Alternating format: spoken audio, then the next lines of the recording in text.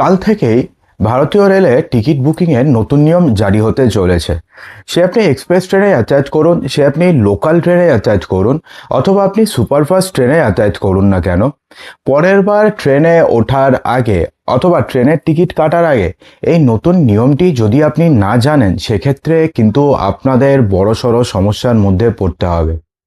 তো বন্ধুরা, কী নিয়ম জারি হয়েছে এবং কিভাবে এখন আপনাকে ট্রেনের টিকিট কাটতে হবে সমস্ত কিছুই জানাবো। তবে তার পূর্বে আপনি কোন ট্রেনে সবথেকে বেশি ওঠেন অবশ্যই কমেন্ট বক্সে জানাতে ভুলবেন না।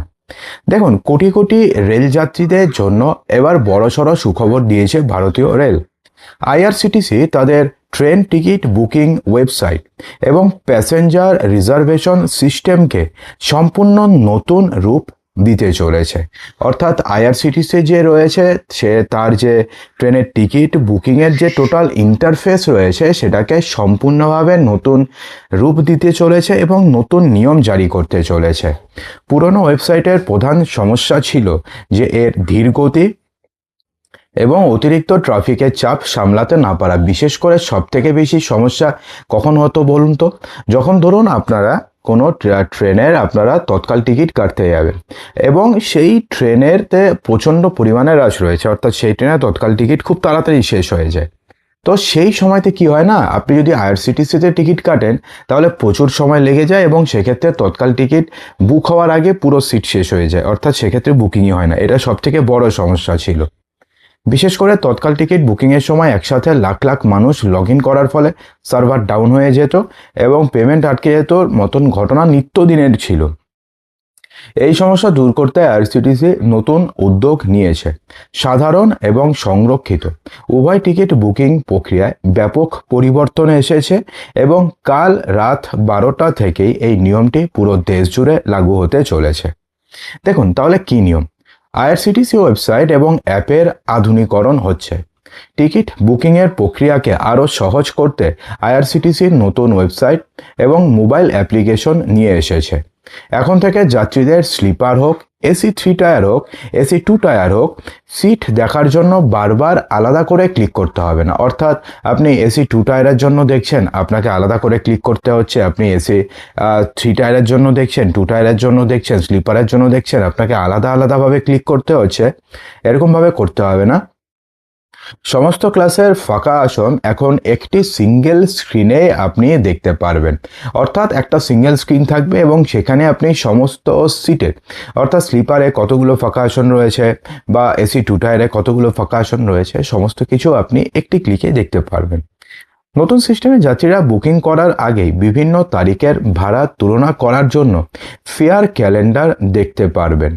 পাশাপাশি লটারি সিস্টেমের বদলে নিজেদের পছন্দ মতন সিট বেছে নেওয়ার সুযোগও এবার বাড়ানো হয়েছে। বিশেষ করে যারা বয়স্ক ব্যক্তি থাকে তাদের তো লোয়ার বার্থ যেটা রয়েছে সেটাই সবথেকে বেশি প্রয়োজন হয়। কিন্তু আগে কিন্তু এমন নিয়ম ছিল না যে আপনি লোয়ার বার্থ চাইলেই লোয়ার বার্থ পেয়ে যাবেন। এটা লাকে হয়ে যেত কিন্তু সবার ক্ষেত্রে হতো না। কিন্তু এবার থেকে আর তেমনটা হচ্ছে না। আপনি যদি প্রথম টিকিট কেটে ফেলেন তাহলে সেক্ষেত্রে আপনি আপনার পছন্দ মতন সিট বেছে নেওয়ার সুযোগও পেয়ে যাবেন।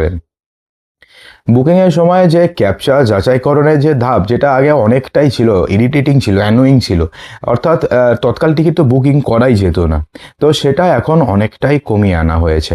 যার ফলে তৎকাল টিকিট বুকিং এখন আগের থেকে অনেকটাই বেশি দ্রুত হবে এবং এবার আপনি বিশ্বাস করতে পারবেন বা একটা আপনি অ্যাসিওরেন্স থাকবে যে না, আইআরসিটিসির টিকিট আইআরসিটিসি অ্যাপ থেকে আমি তৎকালে টিকিট কেটে নিতে পারবো, যেটা কিন্তু আগেও ছিল না। নতুন ওয়েবসাইটে থাকছে 5 গুণ বেশি টিকিট কাটার ক্ষমতা। পুরনো ব্যবস্থায় প্রতি মিনিটে যেখানে 32,000 টিকিট বুকিং করা যেত, উন্নত সিস্টেমে তা বেড়ে দাঁড়াবে প্রতি মিনিটে 1.5 লক্ষের বেশি টিকিট কাটা যাবে। এর আগে লিমিটটাই ছিল হচ্ছে প্রতি মিনিটে যেখানে 32,000-এর বেশি টিকিট কাটা যেত না।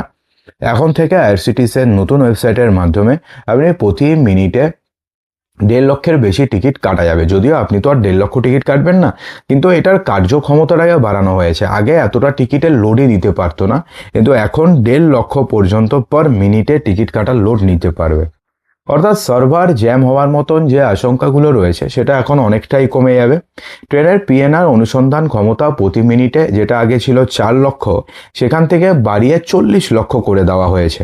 ফলে নিমেষের মধ্যে ট্রেনের সব তথ্য এখন থেকে স্ক্রিনে চলে আসবে। এর পাশাপাশি নতুন এই প্ল্যাটফর্মে বিভিন্ন আঞ্চলিক ভাষার সুবিধা বাড়ানো হয়েছে। যেমন এছাড়া দিব্যাঙ্গজন, শিক্ষার্থী বা রোগীদের কনসেশন বুকিং প্রক্রিয়াকেও একটি মাত্র সমন্বিত প্ল্যাটফর্ম আওতায় নিয়ে আসা হয়েছে। তো এটাতে গেল মানে হচ্ছে রিজার্ভেশন টিকিটের কথা, অর্থাৎ স্লিপার হোক, এসি 2 টায়ার হোক, এসি 3 টায়ার হোক, এসি 1 টায়ার হোক। জেনারেল টিকিট বুকিংয়েও এবার কড়া নিয়ম জারি হতে চলেছে। সাধারণ বা জেনারেল টিকিটের কালোবাজারি রুখতে জেনারেল টিকিট বুকিংয়েও এবার কড়া নিয়ম চালু করেছে ভারতীয় রেল। রেল ওয়ান অ্যাপের মাধ্যমে আপনারা সবাই জানেন যে জেনারেল টিকিট এখন আপনি রেল ওয়ান অ্যাপের মাধ্যমে নিমেষের মধ্যেই আপনি কাটতে পারেন। তো সেই রেল ওয়ান অ্যাপের মাধ্যমে জেনারেল টিকিট বুকিংয়ের ক্ষেত্রে এখন থেকে যাত্রীদের ছবিসহ বৈধ পরিচয়পত্র আপলোড করা বাধ্যতামূলক করা হয়েছে। অর্থাৎ রেল ওয়ান অ্যাপের মাধ্যমে আপনি যদি এখন থেকে কোনো জেনারেল টিকিট কাটতে চান, তাহলে সেক্ষেত্রে এখন থেকে আপনাকে বা যাত্রীদের ছবি, বৈধ পরিচয়পত্র আপলোড করা বাধ্যতামূলক করা হয়েছে। ডিজিটাল পেমেন্টকে আরও উৎসাহিত করতে জেনারেল টিকিট বুকিংয়ের ক্ষেত্রে আর ওয়ালেট যদি আপনি রিচার্জ করেন, তাহলে সেক্ষেত্রে আপনি 3% পর্যন্ত যেই বোনাস পাওয়া যেত, সেই স্কিমের মেয়াদ 2028 সালে 24শে অগাস্ট পর্যন্ত বাড়িয়ে দেওয়া হয়েছে।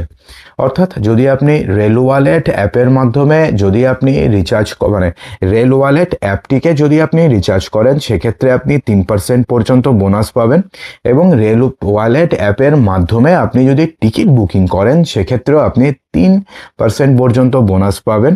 এবং এই যে স্কিমটি রয়েছে না, এই স্কিমের মেয়াদ এখন বাড়িয়ে 2028 সালের 24শে আগস্ট পর্যন্ত করা হয়েছে। রেল মন্ত্রকের আসা ওয়েবসাইট এবং অ্যাপের আপগ্রেডেশনের ফলে টিকিট দালালদের দৌরাত্ম্য কমবে। এছাড়াও আরও একটি বড়সড় আপডেট করা হয়েছে। এটা কিন্তু শুধুমাত্র জেনারেল টিকিট যারা বুকিং করে তাদের ক্ষেত্রে। দেখুন, নর্মালি কি হয়, জেনারেল টিকিটের ক্ষেত্রে আমরা রেল ওয়ালেট থেকে আমরা টিকিট কেটে নিই। কেটে নেওয়ার পরে আমরা কি করি, অনেক সময় সেটা স্ক্রিনশট রেখে দিই, অথবা ধরুন অন্যের টিকিট আমি কেটে দিয়ে স্ক্রিনশট নিয়ে সেই স্ক্রিনশটটাকে পাঠিয়ে দিই, তাহলে সে সেই টিকিট দিয়ে ট্রাভেল করতে পারত। এতদিন পর্যন্ত তো এই নিয়ম ছিল, কোনো সমস্যা ছিল না। কিন্তু এখন থেকে নতুন নিয়ম করা হয়েছে যে রেলের কেউ যদি জেনারেল টিকিট কাটে, তাহলে সেক্ষেত্রে যেই মোবাইল থেকে সে টিকিট কেটেছে সেই মোবাইলটি তার কাছে থাকতে হবে। এবং যখন টিটি আসবেন, টিটি যদি আসে, জেনারেলে টিটি তো খুব কমই আসে, নর্মালি যখন আপনি স্টেশন থেকে বেরোবেন তখন আপনাকে ধরার চান্স থাকে। তো সেই সময় আপনাকে আপনার রেল ওয়ালেট অ্যাপ থেকে সেই টিকিটটি বের করে আপনাকে দেখাতে হবে। এবং সেই জন্য বলা হয়েছে, সেই সময় যদি আপনি অজুহাত দেন যে আমার ট্রেনে আমার মোবাইলে ব্যাটারি শেষ হয়ে গেছে, সেটা কিন্তু হবে না। তাহলে কিন্তু আপনাদের ফাইন হতে পারে, জরিমানা হতে পারে, জেল হতে পারে, অর্থাৎ অনেক কিছু হতে পারে। তো বলা হয়েছে যে যারা যারা টিকিট কাটছেন তাদের মোবাইলেই টিকিট কাটতে হবে। অন্য কেউ স্ক্রিনশট পাঠিয়ে দিল, অন্য কেউ আপনাকে ছবি তুলে পাঠিয়ে দিল, এই কোনো কিছু এখন থেকে আর মানে মানা হবে না। আপনি যে মোবাইল থেকে টিকিট কেটেছেন সেই মোবাইলটা থাকতে হবে। এবং যদি আপনাকে টিটি যদি আপনাকে চেক করে, তাহলে তখন আপনাকে টিকিটটিকে বের করে দেখাতে হবে। তো বন্ধুরা, আশা করব যে ভিডিওটিতে আপনাদের সমস্ত কিছু সঠিকভাবে বোঝাতে পেরেছি। যদি ভালো লেগে থাকে লাইক করবেন, শেয়ার করবেন, চ্যানেলটিকে সাবস্ক্রাইব অবশ্যই